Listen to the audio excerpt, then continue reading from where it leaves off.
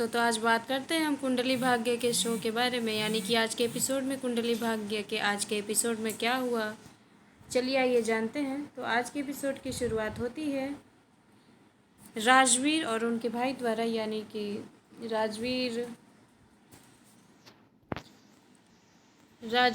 अपने भाई को बोलते हैं, यानी जो बुआ के लड़का है इनके, उनको बोलते हैं कि जैसा कि आप जानते हैं कल के एपिसोड में क्या हुआ था। बीते एपिसोड में ये हुआ था कि राजवीर से वो पूछना चाह रहे हैं कि बताओ, आखिर वो तो शौर्य का डैड है, फिर उससे तुम नफरत क्यों करते हो, बताओ क्या बात है। और मैं ये तो बिल्कुल ही भी नहीं सुनना चाहता कि क्योंकि वो शौर्य का डैड है इसीलिए तुम उससे नफरत करते हो, क्योंकि वो तो इतने अच्छे इंसान है। तो तुम बताओ कि बात क्या है।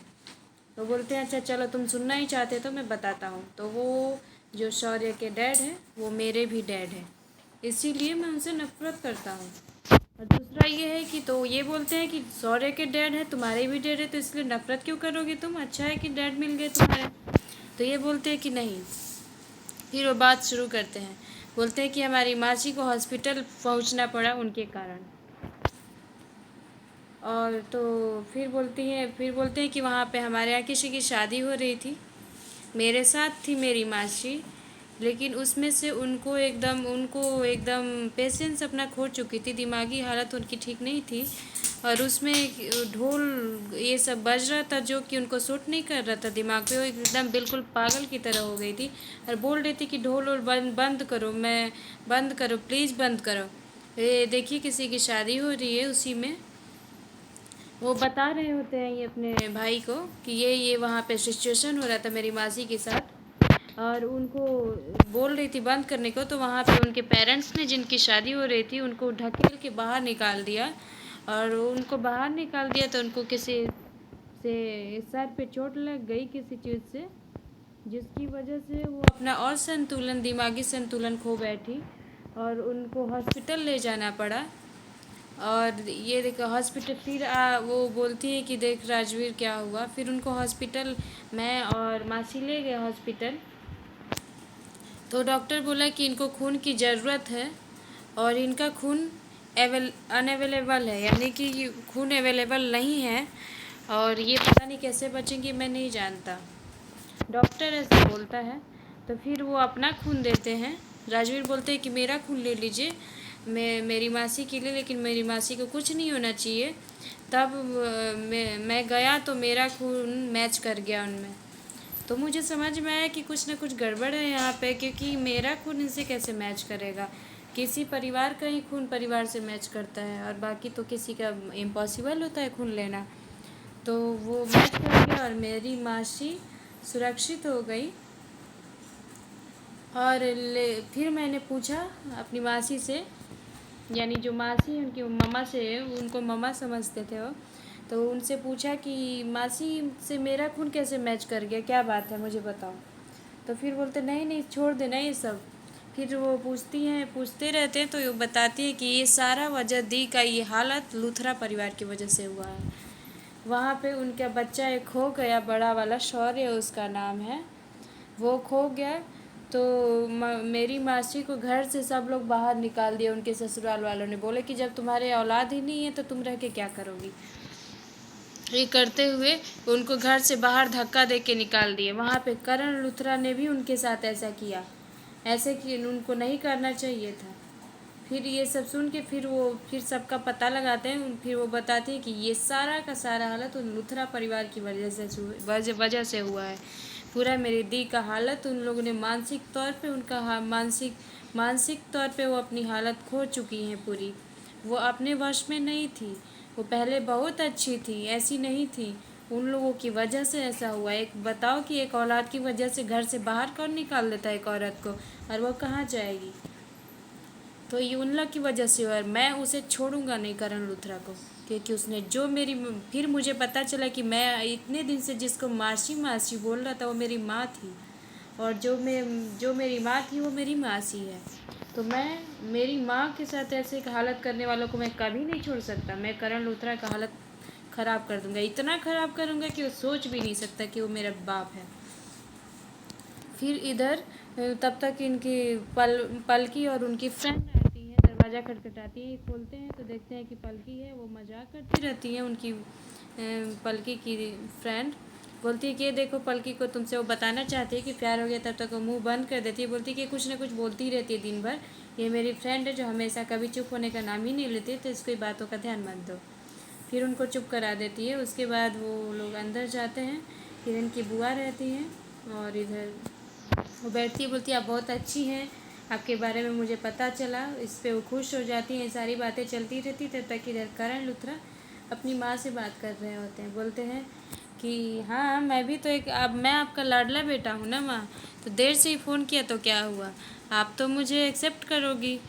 अब तो मैं आपका लाडला बेटा ऐसे ही थोड़ी बन गया हूँ। ये सारी बातें इन लोगों में मस्तियाँ चलती रहती है माँ बेटे में।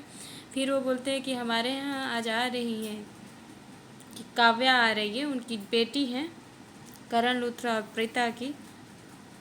तो बीती बातों को याद करते हैं कि देखो कैसे बोलती है कि मैं तो काव्या लूथरा हूँ, मुझसे कौन बात टकरा सकता है।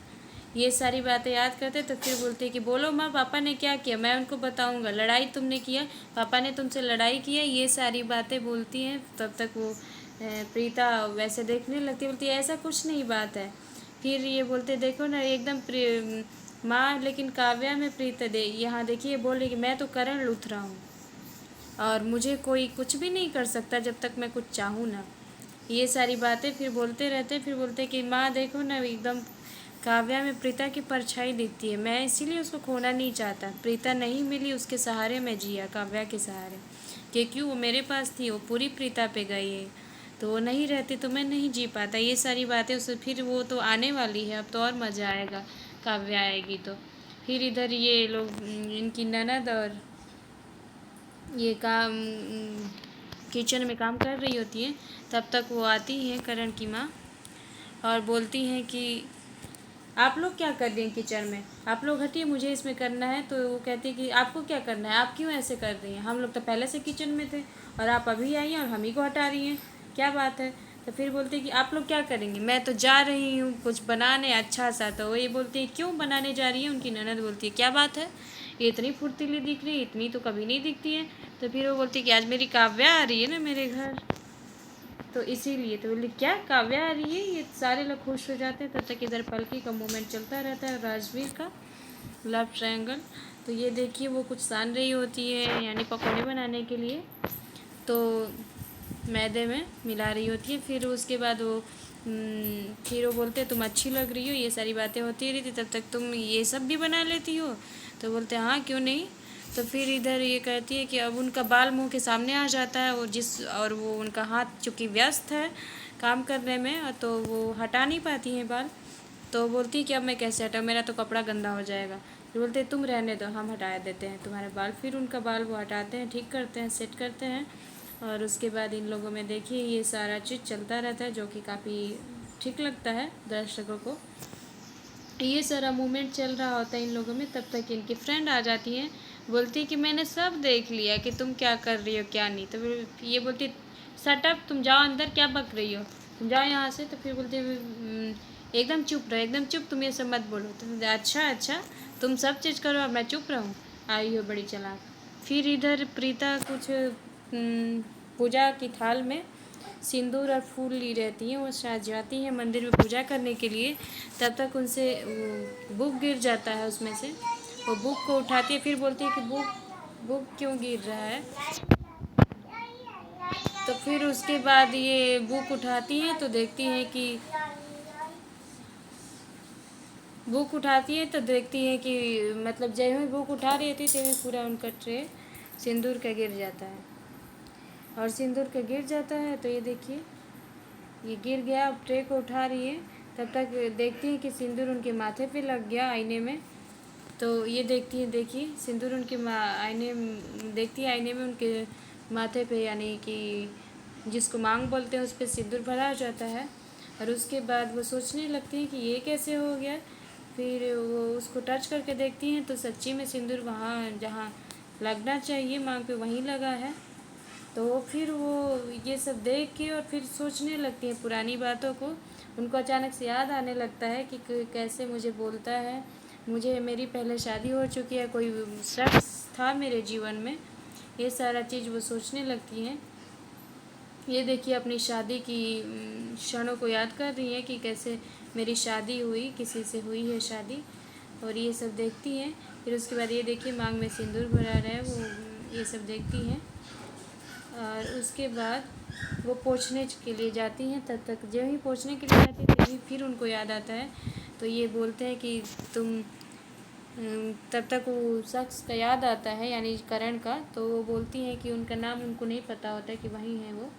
नाम तो पता होता है लेकिन ये नहीं पता होता है कि वही व्यक्ति है जो मैं अभी देख रही हूँ, वो करण ही है। तो याद करती है कि तुम्हारे में बहुत सुंदर लगता है सिंदूर, और बहुत अच्छी लगती हो। आज से तुम मेरी वाइफ हो और मैं तुमको हर सुख दूंगा। ये सारी बातें याद करती रहती हैं। फिर वो बीते हुए क्षणों को याद करती हैं जो बीत चुका है, कि कैसे वो बोलते हैं हाथ में हाथ रखे कि मैं तुम्हारा जन्म 7 जन्म तक के फेरे लिए हैं, तो हम लोग साथ निभाएंगे। ये सारी चीज़ें याद करती हैं। ये देखिए सारा मोमेंट याद करती हैं कि कैसे वो कोई था, और वो फिर उनके आँख में आंसू आ जाता है। तो देखिए क्या होता है कल के आने वाले एपिसोड में। क्या प्रीता को धीरे धीरे याद आ जाएगा, क्या उनको करण का पता चलेगा कि जिस शख्स को मैं देख रही हूँ उसको वो करण ही है, और उनको याद आएगा। तो देखिए अब क्या होता है, आगे का एपिसोड और इंटरेस्टिंग बनने वाला है। तो हमारे एपिसोड हमारे न्यूज़ के साथ बने रहिए, हमारे अपडेट्स के साथ बने रहिए। हम आपको नए नए अपडेट देते रहेंगे इसके बारे में, कुंडली भाग्य शो के बारे में। हर एपिसोड आपको आपके साथ चर्चा करेंगे। तो हमारे चैनल से बने रहिए, हमारा पूरा सहयोग हमारे साथ करिए, और हमारे चैनल को लाइक, सब्सक्राइब, शेयर और कमेंट करना ना भूलें। धन्यवाद।